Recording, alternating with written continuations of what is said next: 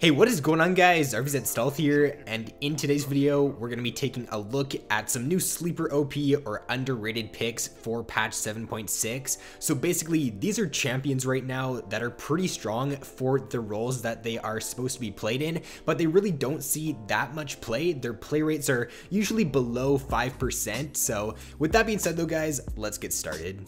So first up here, we're going to be taking a look at Fizz in the top lane. Now, as of recent, Fizz top lane has started to see a little bit of a comeback, more so in the competitive scene than in solo queue. In solo queue right now, he's only got a 3% pick rate in the top lane, and I feel like as he sees more play in the competitive scene, this will start to rise in the next few patches.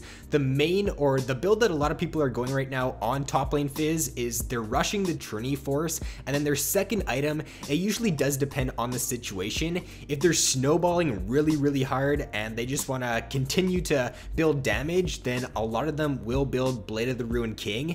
If not though, and you want to get some tankiness in there, then a lot of them are going either for a Spirit Visage or a Sunfire Cape, depending on the situation. And then a few other people, they're not going Trinity Force, they're going an Iceborne Gauntlet, but I feel like Trinity Force first item is what you're going to want to go a lot of the time on Fizz. Unless you are the only tank on your team, then you could go for that like full tank build, but I feel like getting a Trinity Force to get some damage in there is definitely needed on top lane Fizz.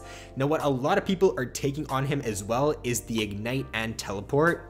By taking that Ignite on Fizz top lane, your early game is super strong. A lot of people don't expect your all-in damage in the early game. If you auto attack the opponent, wait 2 seconds, and then W them, the amount of damage you get from your W is actually really good. And right now, I've seen him played as a very good counter to Darius, because Darius, he needs to be able to hit his Q to do damage to you. And with Fizz, as long as you play it correctly, when Darius goes for that Q, you can easily just use your E to dodge the Q damage. You can jump back down on him and just win a very easy trade. So because Darius is one of the highest picked top laners right now, I would recommend trying out Fizz against him in the top lane. And overall, he's just a pretty solid pick. He does great damage for a top lane bruiser champion, and he also can get really tanky.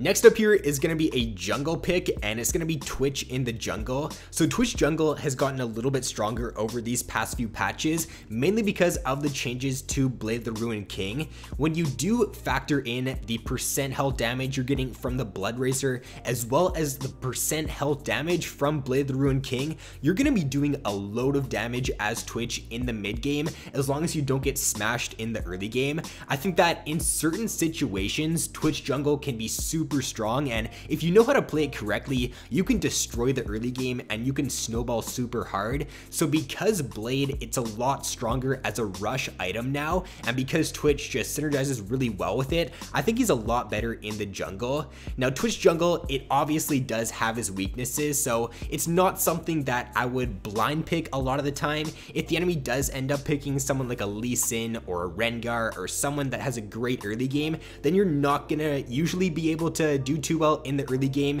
If the Lee Sin or Rengar knows what they're doing, then you're probably just gonna get invaded and you're gonna have a pretty hard early game. So I would use this pick as like a pick later on into the draft. If you do see the enemy team comp and they don't have a strong early game jungler, or if your team is really lacking damage, I think Twitch jungle is a great and a very viable pick in that situation for sure.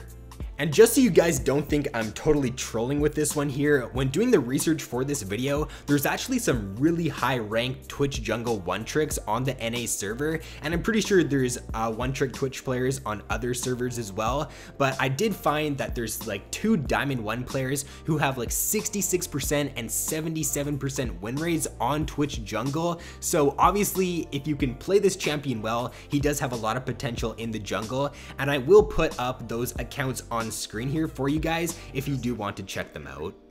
So next up here is going to be a champion that can play in a few different roles. It's Fiddlesticks, and he actually did see some play in support in the LCS. Fnatic picked it in support, and it actually didn't do that bad. At first I was thinking that, yeah, this is kind of a troll pick and it's really not going to do too well, but as support Fiddlesticks, it's actually not that bad at all, especially if you are in the lower elos, because people just aren't going to expect the damage it's going to do. People aren't going to expect the level level 6 all-in that it has. And with Fiddle getting buffed a few patches ago, he got a fear increase on the range on it from 525 up to 575. He also got a W buff as well, so I think he's actually not a bad pick in the jungle, support, and actually in the mid lane right now too. There's a Diamond 1 Fiddle 1 trick who plays a lot of him in the mid lane, and I feel like Fiddle mid lane or even Fiddle in the jungle, it just has a lot of potential because you've got the point and click fear,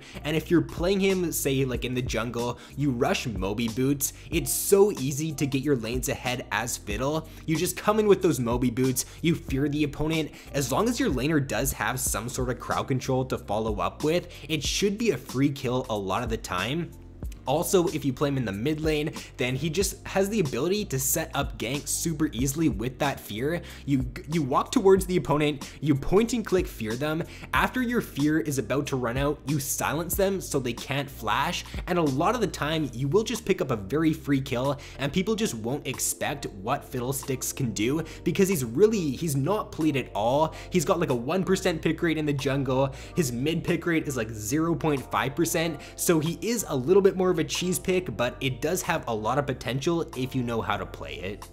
So next up here in the mid lane is going to be Kassadin, and right now I think that Kassadin in this patch is pretty underrated for sure. This next patch though, he's getting some really nice buffs, so if you're kind of thinking about picking up Kassadin and you're not sure, I would practice him this patch, practice him in normal games, and then once you get confident enough on him and this next patch rolls around, then I would look to pick him up for sure. He's a really good pick against any skill shot oriented mid lane champion, as long as you do take the teleport on him, which is, I think, a mistake that a lot of new Kassadin players make.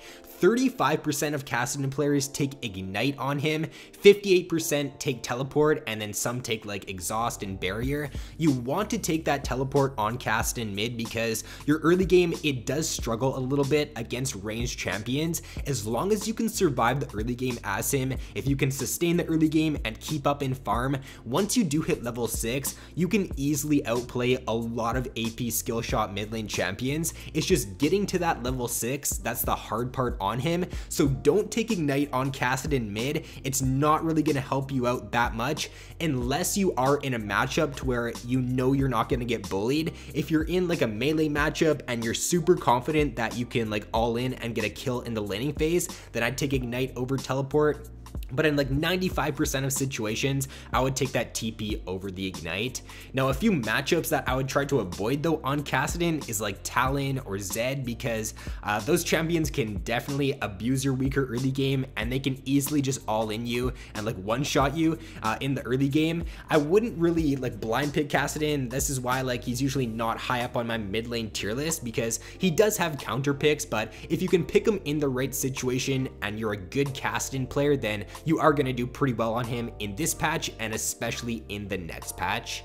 Now, if you guys didn't check out my video I did on Apdo, I basically went really into detail about what he's running on Kassadin, as for like the build, the runes and masteries, and what he's doing in certain situations. And he is like one of the best players in the world. So I will link that up on screen here if you guys do want to take a look at that.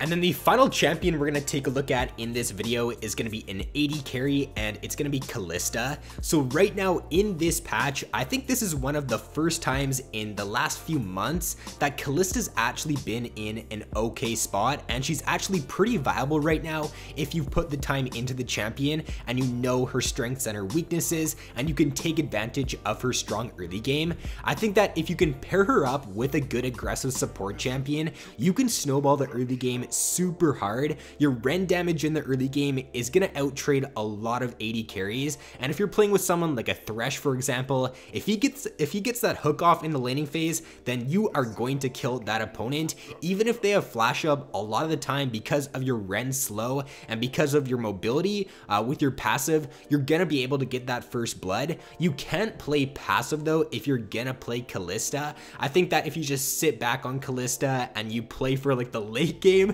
then you're not going to do really well at all, because Kalista's late game is really crappy compared to a lot of the other AD carries. If you get ahead early, if you snowball, then she's one of the best mid game AD carries, and she's one of the best early game AD carries for sure. So that is going to be all for this video, guys. If you did enjoy, then please be sure to leave a like and subscribe if you haven't already. So thanks for watching, have an awesome day, and I will see you in my next video.